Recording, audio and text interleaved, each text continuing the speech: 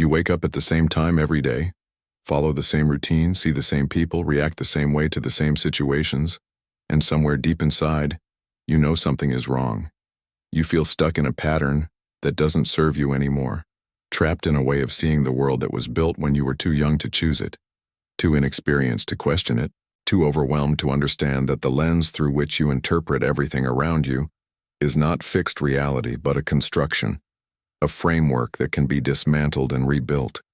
You watch others navigate life with ease while you struggle with the same conflicts, the same misunderstandings, the same emotional responses that never seem to match the situation at hand, and you wonder if you are broken, if you missed some fundamental instruction manual that everyone else received, if you are destined to remain locked in this prison of perception while the world moves forward without you. The exhaustion is real. Every interaction becomes a minefield because you cannot trust your own interpretation of what is happening. Every decision feels impossibly heavy because you doubt the cognitive frameworks you are using to evaluate options. Every relationship suffers because the way you see others and yourself has become so distorted by years of unexamined patterns that you cannot distinguish between what is actually there and what you are projecting from outdated schemas formed in childhood. You feel the gap widening between who you are and who you want to be, between the world as it actually exists and the world as you perceive it, through filters you did not consciously choose. And the worst part is not knowing if change is even possible, if the neural pathways are already too set, if the way you see reality can ever be fundamentally reprogrammed, or if you are forever bound to this particular version of consciousness that feels increasingly inadequate for the life you want to live. What Jean Piaget discovered in his decades of meticulous observation was not just a theory about how children develop cognitive abilities. He uncovered something far more profound and unsettling, a truth that applies to every human being regardless of age, a framework that explains why we remain stuck in outdated ways of seeing the world, and most importantly, a precise methodology for reprogramming the fundamental structures through which we interpret reality. Today I'm going to show you the 8 specific steps that Piaget identified for transforming your cognitive schemas, steps that have been validated by over 80 years of developmental research, steps that can take you from a rigid, limiting perception of reality to a flexible, adaptive way of engaging with the world that opens possibilities you cannot currently even imagine. And these steps are not abstract philosophy, but concrete cognitive processes that you can begin implementing today to fundamentally alter the way your brain constructs meaning from experience. In the spring of 1920, in a small laboratory in Paris, a young Jean Piaget was administering intelligence tests to children for Alfred Binet, and he noticed something that would change the trajectory of psychology forever. He was supposed to simply score the tests, mark answers as right or wrong, move on to the next child, but Piaget became obsessed with the wrong answers.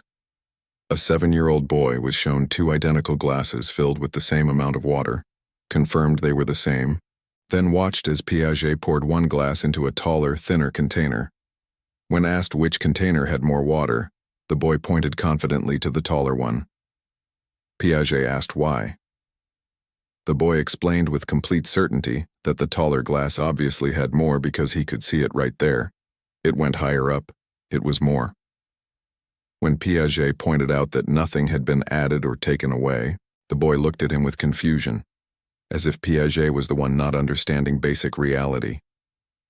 The boy was not stupid, not inattentive, not making a careless error. He was operating with a completely different framework for understanding physical reality, a framework in which perception dominated logic, in which visual height automatically meant greater quantity, in which the concept of conservation had not yet been constructed. This child was literally seeing a different world than Piaget was seeing, not because his eyes were different, but because the cognitive structures through which he interpreted sensory data were fundamentally different. Piaget repeated this experiment with hundreds of children over the following months, and he found a pattern that would become the foundation of his entire life's work. Children under a certain age consistently failed conservation tasks, not randomly but systematically, with predictable reasoning that revealed the structure of their thinking. Around age 7 or 8, something shifted. The same children who had been absolutely certain the taller glass contained more water would suddenly laugh at the question, find it obvious that the amount had not changed, wonder how they could have ever thought otherwise. But here is what haunted Piaget, and what eventually led to his revolutionary framework. The children could not remember thinking differently. Once they had constructed the cognitive schema for conservation, their previous way of seeing became not just wrong, but literally unimaginable to them. They had not learned a fact, they had restructured the fundamental architecture through which they processed physical reality, and that restructuring made their previous perception not just incorrect, but cognitively inaccessible. Piaget left the Binet laboratory and dedicated the next 6 decades to understanding this process of cognitive restructuring. He was not interested in what children knew, but in how they knew, not in the content of thought, but in the structures that made thought possible. And what he discovered was that human beings do not passively absorb information from the environment, but actively construct reality through schemas, organized patterns of thought and behavior that determine what we can perceive, how we interpret what we perceive, and what actions seem possible in response. These schemas are not conscious. You do not wake up each morning and decide which schemas to use. They operate automatically below the level of awareness, filtering every experience through frameworks built from previous experiences. And this is where most people remain trapped for their entire lives, using schemas constructed in childhood to navigate adult reality, never realizing that the way they see the world is not the world itself, but a particular construction that can be systematically reprogrammed. Piaget identified 2 fundamental processes that govern how schemas change: assimilation and accommodation. Assimilation is what happens when you encounter new information that fits into your existing schemas. You simply absorb it without changing your framework, like adding more examples to a category you already have. A child who has a schema for dogs sees a new breed and assimilates it. Another dog. Accommodation is what happens when you encounter something that does not fit your existing schemas, something that creates cognitive conflict, disequilibrium, discomfort, and forces you to actually restructure your framework to make sense of the new information.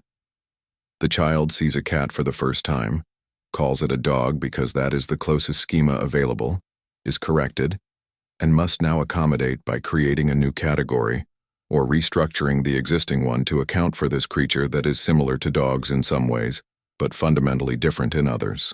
This accommodation, this restructuring of schemas, is the only mechanism through which genuine cognitive development occurs, and it is inherently uncomfortable because it requires you to admit that your current way of seeing is inadequate, that reality is more complex than your frameworks can handle, that you must go through a period of confusion and reconstruction before you can reach a more adaptive understanding. Most adults have stopped accommodating.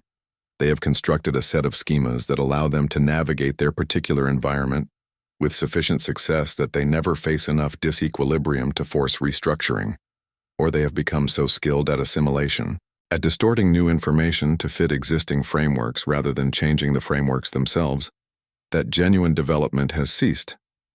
You meet someone who challenges your understanding of relationships, and instead of accommodating your schema for what relationships can be, you assimilate them into a familiar category. They are like that previous partner.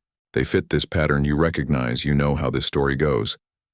You encounter evidence that contradicts a belief you hold, and instead of accommodating, instead of restructuring your framework, you find ways to dismiss the evidence, explain it away, fold it into your existing worldview without allowing it to change that worldview. This is not a moral failing. This is the default operation of human cognition. Schemas resist change because change is metabolically expensive, cognitively demanding, emotionally uncomfortable, and usually unnecessary for immediate survival. But here is what Piaget understood that transforms everything. You can deliberately induce the process of accommodation. You can systematically create the conditions that force schema restructuring. You can reprogram the way you see the world not through positive thinking or affirmations or trying to believe different things, but through engaging in specific cognitive activities that create sufficient disequilibrium that your existing frameworks can no longer function and must be rebuilt. This is not about learning new information. You have been learning new information your entire life without changing your fundamental perception of reality. This is about engaging with experience in a way that exposes the inadequacy of your current schemas and demands that you construct new ones. And Piaget identified 8 precise steps for doing this.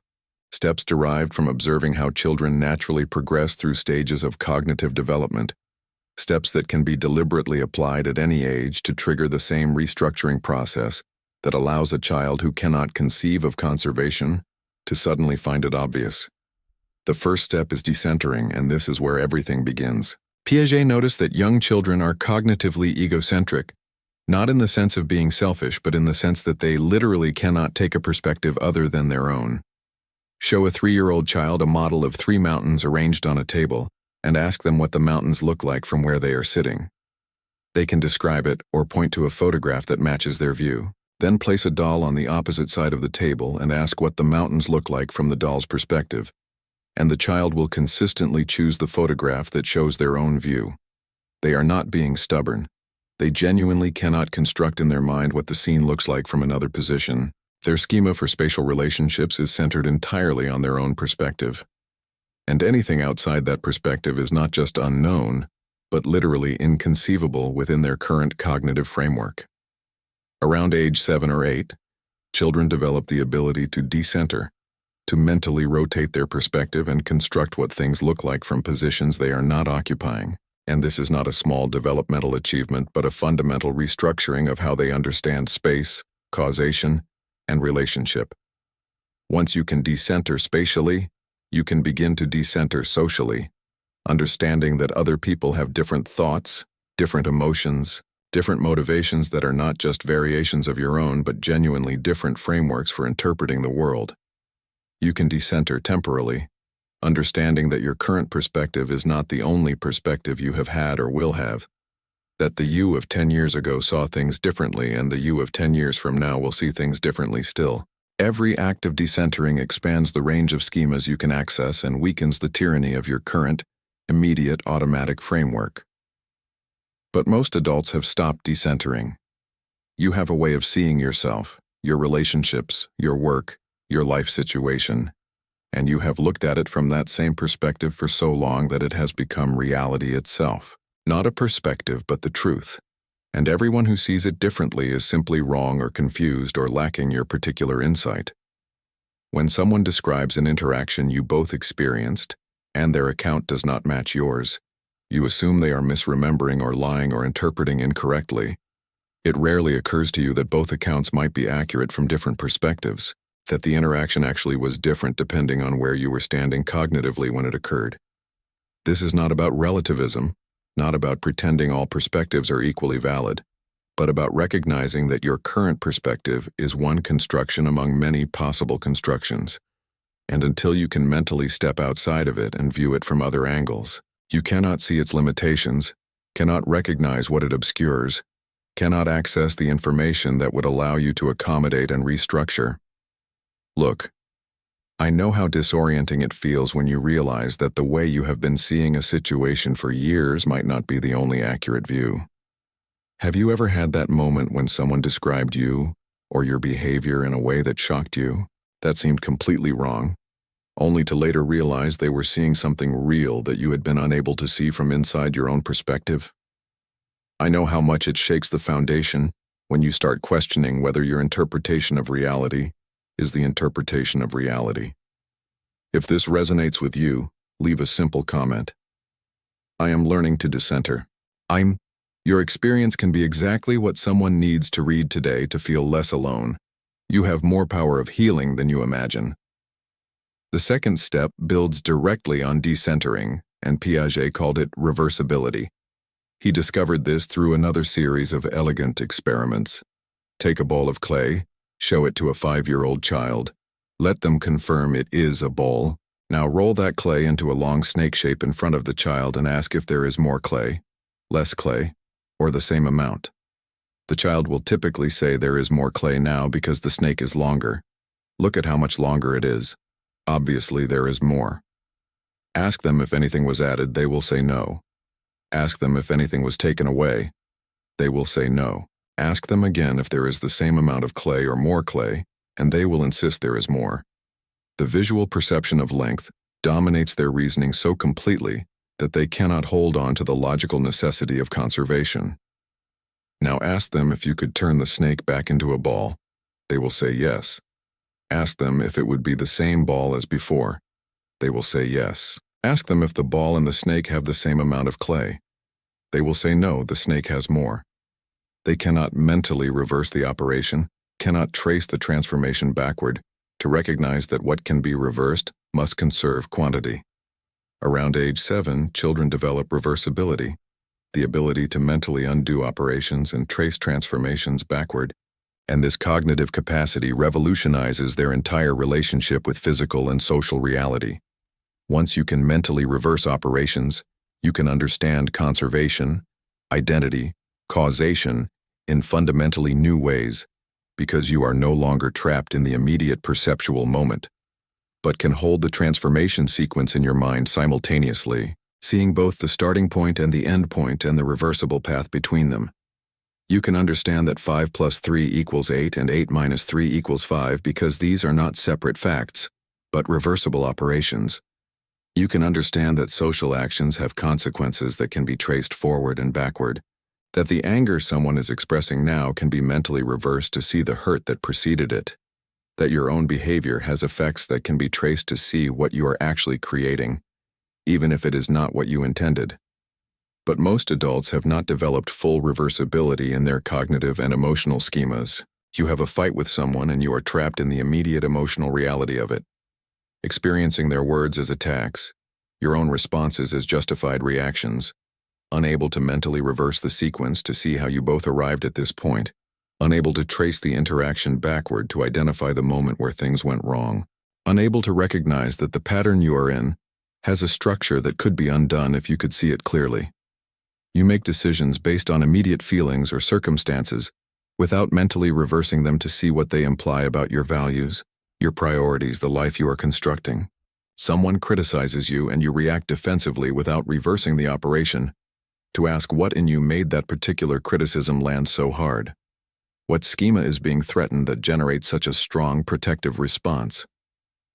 Reversibility in adult cognition means developing the ability to mentally step backward through your own thought processes, to trace your conclusions back to the premises they rest on, to identify the schemas that are generating your interpretations, and most importantly, to recognize that because these mental operations can be reversed, they are not inevitable, not fixed, not reality itself, but constructions that you have built and can unbuild. When you feel certain about something, reversibility means asking how you arrived at that certainty, what evidence or reasoning or emotional investment brought you to this point, whether the path backward reveals assumptions you did not realize you were making. When you experience a strong emotion, reversibility means tracing it backward to see what interpretation triggered it, what schema was activated, what prior experience is being unconsciously mapped onto the current situation. The third step is what Piaget termed identity, and this is more complex than it initially appears. Through his experiments, Piaget discovered that children go through a stage where they believe that changing the appearance of something changes its essential nature. Pour water from a short, wide glass into a tall, thin glass, and the child believes not just that the amount has changed, but that the water itself has somehow become different water. That transformation of form implies transformation of essence. Show a child a cat wearing a dog mask, and young children will insist it has become a dog. The external appearance determines identity so completely that the underlying reality is inaccessible to them. Around age 7 or 8, children develop conservation of identity, understanding that underneath transformations of appearance, certain essential properties remain constant, that changes in form do not necessarily indicate changes in substance, that what something is can be distinguished from how it appears. This cognitive achievement seems obvious once you have it, but watch how often you violate it in your own thinking.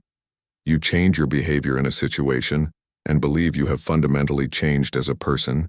You adopt new habits or present yourself differently, and confuse this surface transformation with deep restructuring of identity. Conversely, you identify so completely with your current thoughts, feelings, and behaviors that you cannot separate your essential self from these temporary states. Someone criticizes your behavior, and you experience it as an attack on your identity, You feel anxiety and conclude you are an anxious person. You make a mistake and decide you are a failure. You meet someone in one context displaying one set of behaviors and construct an entire identity for them based on that limited sample, then feel betrayed or confused when they display different behaviors in different contexts, as if they had deceived you about who they really are, rather than simply being complex beings whose identity cannot be reduced to any single manifestation. Piaget's concept of identity conservation means understanding that you are not identical to your thoughts, your feelings, your behaviors, your roles, your accomplishments, or your failures. These are expressions, transformations, surface manifestations of something that remains continuous underneath, and that continuity allows for change without loss of self. You can restructure your schemas, accommodate new frameworks, develop entirely new ways of seeing the world without destroying who you are, because your identity is not located in any particular schema, but in the ongoing process of construction itself. This is profoundly liberating, because it means you can let go of cognitive frameworks that are not serving you without experiencing it as existential death. You can admit you were wrong without it meaning you are worthless. You can change how you see the world without losing yourself in the process. The fourth step moves into even deeper territory, and Piaget called it operations. He distinguished between concrete operations, mental actions performed on concrete objects, and formal operations, mental actions performed on abstract propositions and hypothetical possibilities. Young children are bound to concrete reality.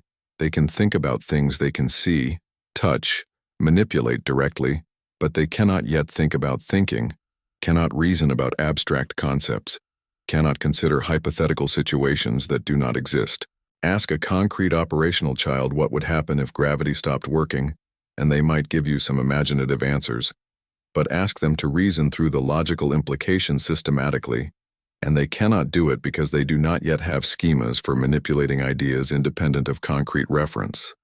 Around age 11 or 12, if development proceeds optimally, adolescents develop formal operational thinking, the ability to reason about abstractions, test hypotheses, consider multiple possibilities simultaneously, think about their own thought processes.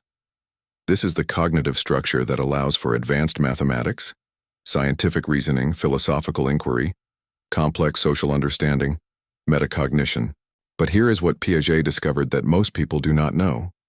Formal operational thinking is not automatic, not guaranteed, not something that simply happens with biological maturation.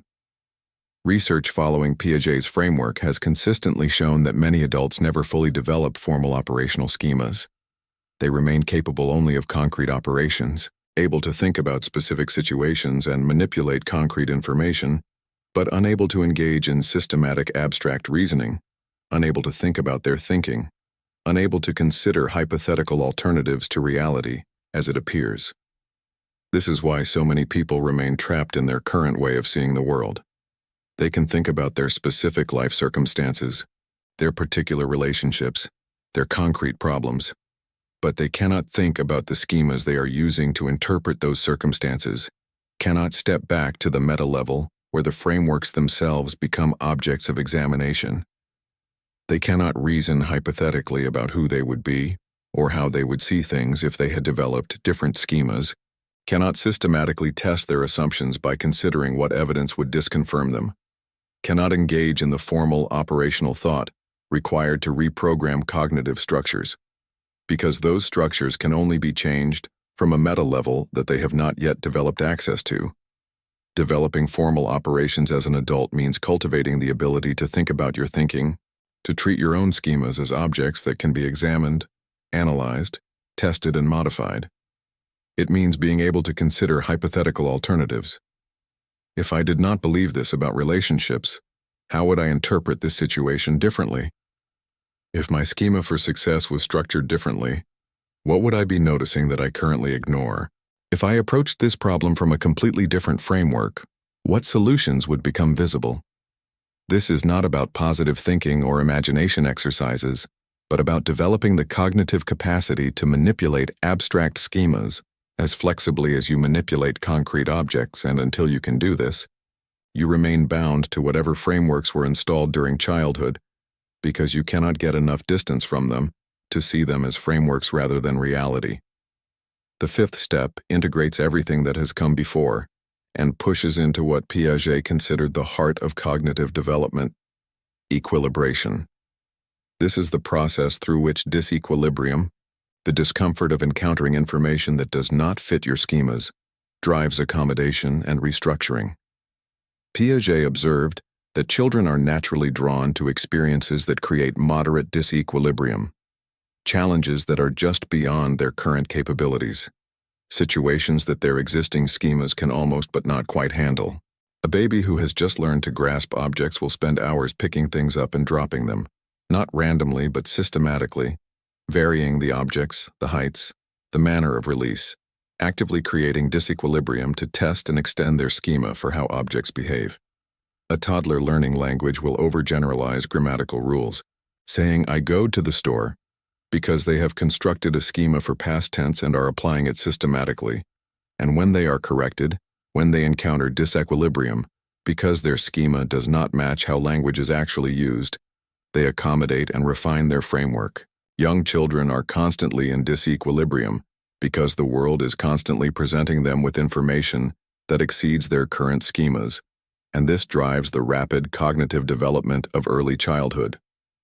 But adults have typically constructed schemas that are robust enough to handle most situations they encounter, and they have learned to avoid situations that would create disequilibrium, surrounding themselves with people who think similarly, consuming information that confirms existing beliefs, staying within environments where their current frameworks function adequately.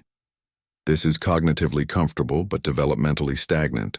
You stop growing because you have stopped experiencing the disequilibrium that drives schema restructuring. Piaget's insight was that equilibration is not something that happens to you passively, but something you can actively pursue. You can deliberately seek out experiences that will create disequilibrium, that will expose the limitations of your current schemas, that will force you to accommodate rather than assimilate. This does not mean trauma or overwhelming challenge. Piaget was clear that disequilibrium must be moderate, within what he called the zone of proximal development, close enough to your current schemas that you can eventually integrate the new information, but far enough that integration requires genuine restructuring. Too little disequilibrium and you simply assimilate without changing. Too much and you reject or avoid the information because your schemas have no way to begin processing it. For adults seeking to reprogram their perception, equilibration means systematically exposing yourself to perspectives, information, and experiences that challenge your current frameworks. It means reading books by people who think fundamentally differently than you do and genuinely trying to understand their perspective rather than just looking for flaws. It means having conversations where you do not defend your position, but actually try to see how someone else constructs their position, what schemas they are using that make their view coherent from their standpoint. It means placing yourself in situations where your usual strategies do not work, where you have to develop new approaches, where you cannot rely on automatic schemas, but must consciously construct new frameworks in real time. This is uncomfortable. This is supposed to be uncomfortable. The discomfort is not a sign you are doing something wrong, but the indication that genuine accommodation is occurring. The sixth step addresses something that Piaget studied extensively, but that is often overlooked in popular accounts of his work: symbolic function. He noticed that around age 2, children develop the ability to use symbols, to let one thing stand for another thing, to engage in pretend play where a block becomes a car, a stick becomes a sword, a series of sounds becomes language representing objects and actions and ideas. This symbolic capacity is not just cute childhood imagination, but a cognitive revolution that allows for abstract thought, language, mathematics, art, culture, everything that makes human cognition unique. Without symbolic function, you are bound to concrete immediate reality. With it, you can manipulate representations of reality and thereby gain leverage over reality itself. But adults often use symbolic function rigidly, forgetting that symbols are arbitrary, that the relationship between symbol and referent is constructed, not inherent, that you can restructure symbolic systems to create new meanings and possibilities. You have symbols for who you are, stories you tell about your life, narratives that give meaning to your experiences, and you treat these symbols as if they were the reality they represent, rather than recognizing them as one possible symbolic construction among infinite alternatives. Your job title is a symbol. Your role in relationships is a symbol. Your identity categories are symbols, and all of these can be restructured because they are representations, not realities, maps, not territories. Piaget found that cognitive development involves increasingly sophisticated symbolic operations, moving from simple one-to-one symbolization to complex systems where symbols can represent other symbols, where you can manipulate abstractions recursively, where you can play with meaning itself. For adults, this means recognizing that the way you symbolize your experience is creating your experience. The stories you tell about what is happening are constructing what is happening at the level of meaning, and you have far more freedom to restructure these symbolic systems than you realize. You are not trapped by the past. You are trapped by the way you symbolize the past, the narrative frame you have constructed that determines which events are significant and how they connect. You are not limited by your personality. You are limited by the symbols you use to represent yourself, the categories and descriptions and labels that constrain what seems possible. Restructuring symbolic function means becoming aware of the specific symbols, metaphors, narratives, and labels you are using to represent reality and deliberately experimenting with alternatives. What if this painful experience that you have symbolized as trauma could be re-symbolized as initiation? What if the relationship you describe as failed could be described as complete? What if the career setback you frame as defeat could be framed as redirection? These are not just positive reframings. They are genuine alternative symbolic constructions that highlight different aspects of reality, and thereby change what actions seem possible, what emotions arise, what meaning you extract. The territory has not changed, but the map has, and because you navigate by the map, your experience of the territory transforms. The seventh step requires everything that has come before and pushes into what might be Piaget's most profound contribution: genetic epistemology, understanding not just what you know, but how knowing itself is constructed and can be reconstructed. Piaget was not primarily a child psychologist. He was an epistemologist who studied children because childhood is where you can observe the construction of knowledge most clearly, where the processes that adults perform automatically are still slow enough to examine. He wanted to understand how human beings move from not knowing to knowing, how cognitive structures capable of understanding mathematics and physics and abstract reasoning are built from the raw material of sensory experience and motor action. What he discovered was that knowing is not about accumulating facts, but about constructing increasingly complex schemas that allow you to act effectively in the world. And these schemas are not representations of reality, but tools for engaging with reality, not maps that correspond to territory, but operative structures that generate successful predictions and interventions. You do not have an accurate schema for physical objects in the world. You have a schema that allows you to manipulate objects successfully to achieve goals. You do not have a true understanding of other people. You have schemas that allow you to predict behavior and coordinate action with sufficient reliability to form relationships. This is not skepticism or relativism. Piaget was clear that some schemas are more adequate than others. That development moves toward increasingly sophisticated structures that handle more complexity with greater flexibility. But adequacy is measured by operative success, not correspondence to some external truth. For adults seeking to reprogram perception, genetic epistemology means recognizing that every belief you hold, every certainty you have, every understanding you possess is a constructed schema that you built based on your particular developmental history. And the question is not whether it is true, but whether it is still serving you, whether it is generating successful engagement with the reality you are currently facing. Maybe the schemas you constructed about relationships were adequate for your family of origin, but are creating problems in adult partnerships. Maybe the frameworks you developed for understanding success were appropriate for school, but are constraining you professionally. Maybe the way you learned to process emotions was adaptive in childhood, but is now generating chronic stress. The point is not to judge these schemas as wrong, but to recognize them as constructions that can be examined and, if necessary, deconstructed and rebuilt using different developmental processes. This is empowering because it means you are not stuck with the cognitive structures you currently have. You are capable of engaging in deliberate cognitive development, using the same processes that built your existing schemas to build new ones.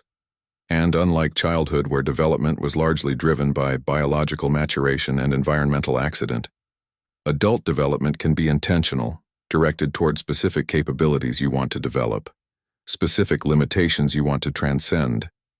You can become, in effect, your own developmental psychologist, systematically creating the experiences and disequilibrium that will force your cognitive structures to accommodate and restructure in desired directions. The eighth step is where everything converges, and it is both the simplest and the most demanding: action. Piaget's entire framework rests on a foundation that most people miss, that cognition is not something that happens in your head while you remain separate from the world, but something that emerges from your active engagement with reality, your physical and social interactions, your attempts to achieve goals and solve problems. Schemas are not abstract mental structures but sensory motor coordinations, patterns of action that have been internalized and can now be performed mentally. Thought is internalized action, and this means that you cannot restructure your cognitive schemas through thinking alone. You can only do it through engaging in new forms of action that force your existing schemas to accommodate. Children develop conservation not by being taught the concept, but by manipulating objects, pouring water, rolling clay, comparing quantities through direct action until their schemas restructure to account for what they are experiencing. Adolescents develop formal operations not by learning logic and abstract, but by engaging in activities that require hypothetical reasoning, scientific experiments, mathematical problem-solving, philosophical debates that force them to operate at higher levels of abstraction. Adults can reprogram their perception not by reading about different frameworks or thinking positively, but by acting in ways that expose the inadequacy of their current schemas and demand construction of new ones. This means that if you want to develop schemas for healthier relationships, you have to engage in relationships differently, experiment with new ways of interacting even when your existing frameworks tell you those ways will not work. Persist through the disequilibrium until new patterns stabilize. If you want to restructure your understanding of success, you have to pursue different goals, measure progress differently, subject yourself to feedback that your current schemas find uncomfortable.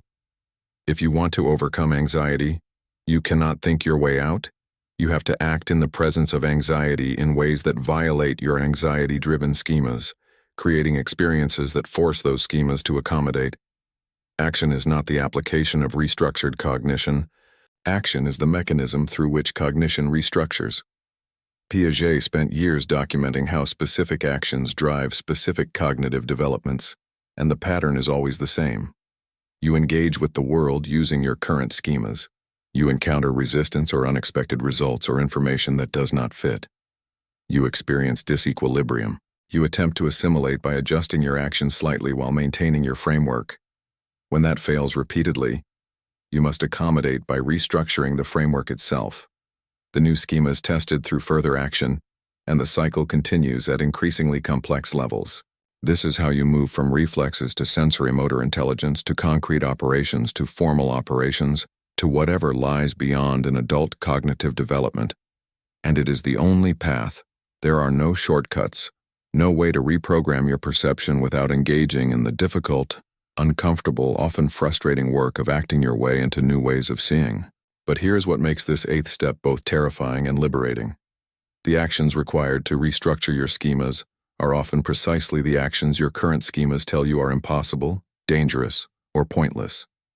Your existing frameworks generate strong predictions about what will happen if you act differently, and those predictions create fear, doubt, resistance, everything that keeps you locked in current patterns. To initiate the reprogramming process, you must act despite these predictions. You must behave as if a different schema were already in place, even though your current experience tells you that schema is wrong. You must create the disequilibrium deliberately rather than waiting for it to happen accidentally. And this requires a kind of faith not in positive outcomes but in the developmental process itself. Trust that if you create the right conditions, if you generate sufficient disequilibrium through persistent new action, Your cognitive structures will accommodate because that is what they are designed to do. Piaget observed a child who spent months learning to coordinate hand and eye, reaching for objects, grasping, manipulating, and through thousands of repetitions of active engagement, schemas emerged that allowed for increasingly sophisticated object manipulation, and those schemas then became the foundation for later symbolic and abstract reasoning. The child did not decide to develop these schemas, did not think about coordination, did not will the process forward, but simply acted persistently in the world and allowed the natural developmental mechanisms to operate. Adults have this same capacity, these same mechanisms are still functioning, but you have to provide the raw material of new action. You have to place yourself in situations where your existing schemas are insufficient, where you are forced to extend yourself beyond current capabilities, where disequilibrium is not something to avoid, but something to actively cultivate because it is the only fuel for cognitive development. And this is where you are right now, at the threshold of deciding whether to remain with the comfortable certainty of your current frameworks or to step into the disorienting process of reprogramming how you see the world, whether to continue acting from schemas built in childhood or to engage in the deliberate developmental work of constructing new structures adequate to the reality you are actually facing. And the choice is not between believing different things or thinking positively or trying harder, but between continuing the same actions that reinforce your current schemas and initiating new actions that will force those schemas to accommodate, between remaining who you have been or beginning the active process of becoming who you are capable of being. And everything Piaget discovered over decades of meticulous research points to one unavoidable conclusion. You cannot think your way into a new way of seeing. You can only act your way there, and the first step is already clear, even if your current frameworks are screaming that it will not work. The first step is to identify one specific schema that is limiting you right now, one framework through which you interpret reality that is generating suffering, confusion, or stagnation. And you do not need to understand the entire structure yet. You just need to notice where your automatic interpretations are creating problems. Maybe it is your schema for how people should treat you, and you find yourself constantly hurt or angry because reality does not match that framework. Maybe it is your schema for what success looks like, and you are exhausted pursuing goals that fit the framework but do not actually satisfy you. Maybe it is your schema for how emotions work, and you are trapped in patterns of reaction that feel involuntary and overwhelming. Whatever it is, start with one specific area where your current way of seeing is clearly not working, where the disequilibrium between your framework and reality is already present if you stop avoiding it, where you can feel the cognitive dissonance, even if you have been explaining it away or blaming external circumstances.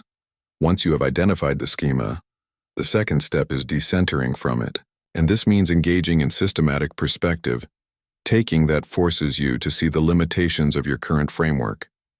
If your limiting schema is about relationships, deliberately study how people from different cultures or different developmental backgrounds construct relationships entirely differently, not to judge them as wrong or right, but to see that your way is one construction among many. If your schema is about success, interview people who define success in ways that seem incomprehensible to you, and genuinely try to understand how their framework makes sense from their developmental history. If your schema is about emotions, read developmental psychology, read Piaget himself. Understand how the frameworks you use to interpret your internal states were constructed and could have been constructed differently. The goal is not to adopt someone else's schema, but to weaken the grip of your own by seeing it as a perspective rather than as reality, by recognizing that it is one solution to the problem of making sense of experience, and there are other solutions that work for other people in other contexts. The third step is developing reversibility by tracing your schema backward to see how it was constructed. This requires honest examination of your developmental history, not to blame your parents or your circumstances, but to understand that the frameworks you are using made perfect sense given the environment you were adapting to when you built them. If you have a schema that relationships are fundamentally unsafe, you can trace that backward to see what experiences taught you that, what disequilibrium you were resolving by constructing that particular framework, how it was adaptive given the reality you were facing. This reversibility does not make the schema true, it shows you that it is a construction, something that was built in response to particular conditions, and because it was built, it can be rebuilt now that the conditions have changed.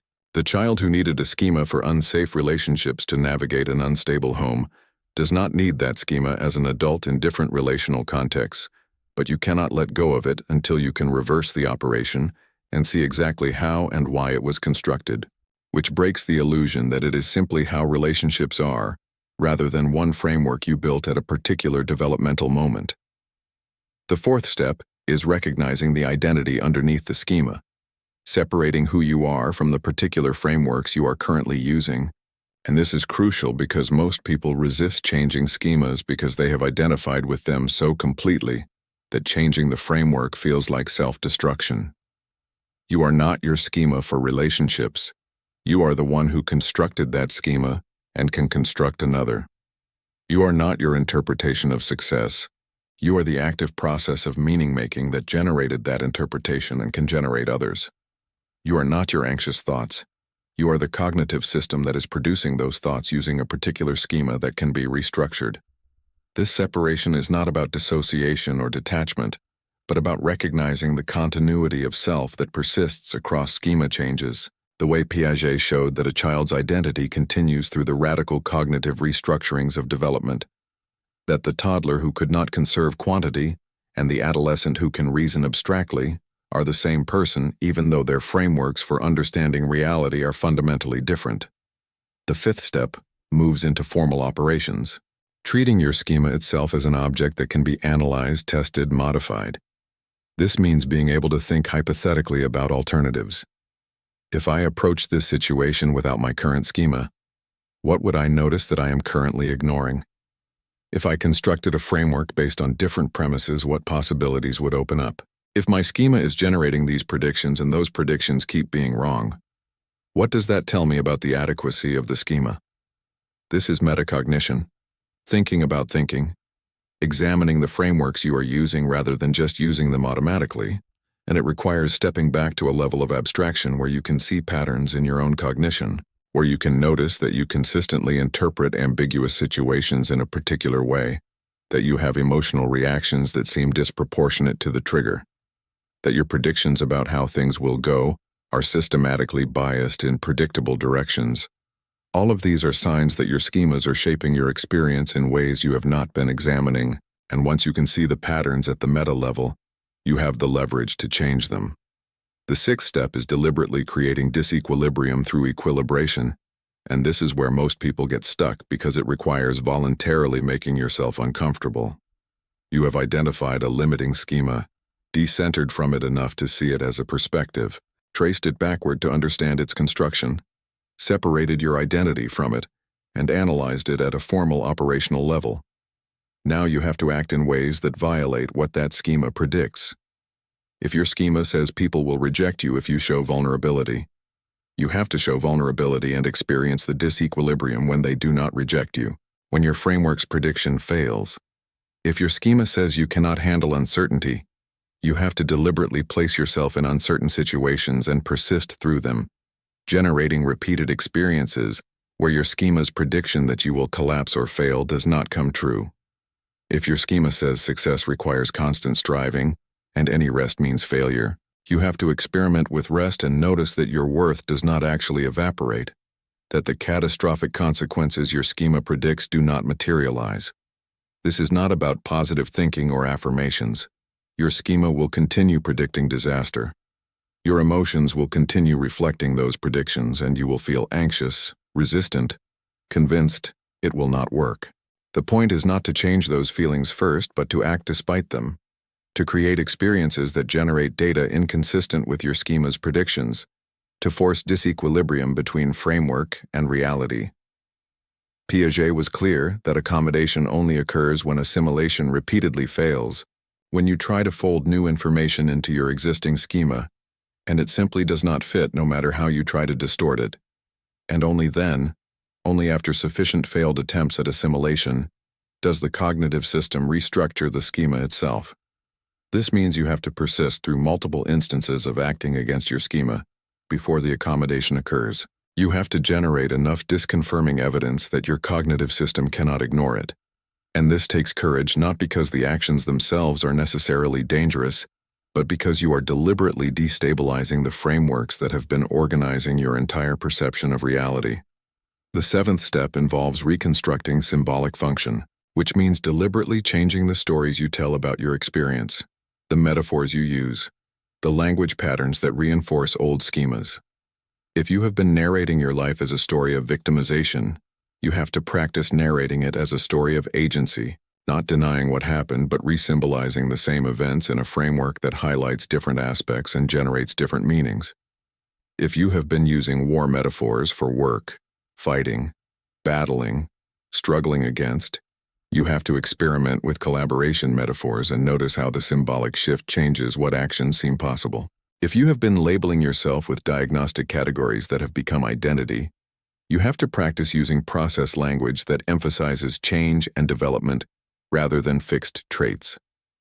This is not about denial or toxic positivity, but about recognizing that the symbolic systems you use are shaping the reality you experience, and you have more freedom to restructure those systems than you realize. The eighth step brings everything together through persistent new action that embeds the restructured schemas until they become automatic. This is where Piaget's insight about sensory motor foundations becomes crucial. Schemas only stabilize when they are practiced through action until they become coordinated patterns that can operate without conscious effort. You do not just think about your new framework, you have to use it, test it, refine it through hundreds of interactions with reality until it becomes as automatic as the old schema was. A child learning to walk falls constantly in the beginning. Each step requires intense concentration. The schema for bipedal locomotion is unstable and unreliable, but through persistent practice, through thousands of repetitions, the schema stabilizes and walking becomes effortless. The same process applies to restructuring adult cognition. The new framework will feel awkward, unreliable, require constant conscious effort at first, and only through persistent use does it become stable enough to operate automatically. And only then has the reprogramming actually succeeded. This is where the power of Piaget's framework becomes undeniable. That 7-year-old boy, who was certain the taller glass contained more water, who could not conceive of conservation, who was literally seeing a different reality than adults were seeing, went through this exact process of schema restructuring, and when he emerged on the other side, he was not just pretending to understand conservation or forcing himself to believe it. Despite his perception, he genuinely saw the world differently. His perception itself had been reprogrammed at a fundamental level. The adult you are now, trapped in schemas that generate suffering and limitation, can undergo the same transformation, can systematically reprogram the frameworks through which you interpret reality, can move from being unconsciously controlled by outdated cognitive structures to being the active agent of your own cognitive development. And the possibility of this transformation is not speculative philosophy but documented developmental science, validated by decades of research showing that schema restructuring is how human beings actually develop, how cognition actually changes, how perception can be fundamentally reprogrammed. Years after that initial observation in the Binet laboratory, Piaget interviewed that same boy, now a young man who had gone on to study mathematics and found the conservation tasks he had once failed so obvious as to be barely worth discussing. Piaget asked him if he remembered believing the taller glass had more water, and the young man laughed and said he could not imagine thinking that way. It seemed impossible that he had ever been confused about something so basic. Piaget pressed him, asking how he had changed, what had happened that made him see differently, and the young man could not answer. He had no memory of the transition, no sense of having learned anything specific. It was as if he had always understood conservation, and his previous confusion belonged to someone else entirely. This is the nature of genuine schema restructuring. Once it happens, your previous way of seeing becomes not just wrong but literally inconceivable. You cannot remember what it was like to think that way, because the cognitive structures that made that thinking possible have been replaced. And this is how you know the reprogramming is complete. Not because you believe different things, but because you perceive different realities. Not because you are trying to see differently, but because you cannot see the old way anymore even if you try. You are standing where that boy stood in 1920, certain that your current perception is simply reality, that the way you see relationships, success, yourself, the world is just how things are, unable to imagine genuinely seeing differently.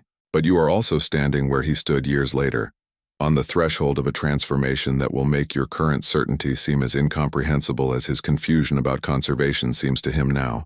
And the 8 steps are not abstract theory, but the precise developmental mechanism through which that transformation occurs.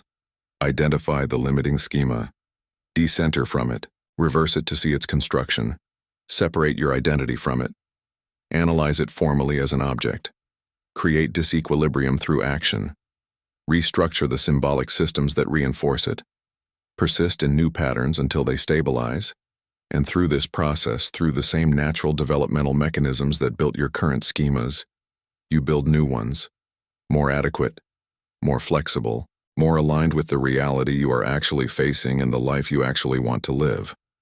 You know, I have been studying Piaget's work for years now, helping people understand how cognitive schemas develop and can be restructured, and I see this transformation happening over and over. People who thought they were permanently stuck in their way of seeing suddenly accessing perspectives they could never have imagined before.